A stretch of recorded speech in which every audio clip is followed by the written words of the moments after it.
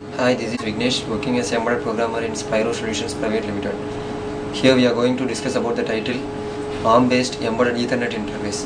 The main objective of this project is to connect or link multiple sensor nodes to that is serial devices to a single host.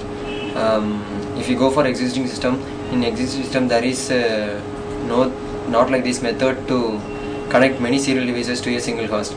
If they are connecting means there is a wired connection between these nodes, and if there is a long transmission between the nodes, then there is loss of data and there is inequality in communication. Hence we go for this proposed system. In proposed system we are going to use Ethernet interface, that is we are going to connect multiple serial devices to a single host. This is the block diagram of our proposed system. This is the sensor node 1. It consists of temperature sensor values and going to transmit via RF transceiver. And this is sensor node 2. It consists of gas sensor and it is also going to transmit via RF transceiver. And this is the main node where all the data are going to be collected by RF transceiver and uploaded into internet via Ethernet interface.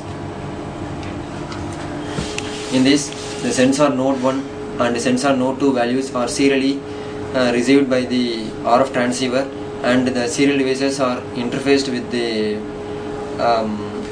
ARM processor. ARM processor is a 32-bit processor, and it is interfaced with the Ethernet interface where all the data are updated to single host. By this, long distance and communication can be done efficiently without loss of data. If we go for advantage, it will be there is no loss of data during long communication, and multiple sensor nodes can be connected to a single main node. And if you go for application, it can be used for military purpose and transmitting medical values, etc.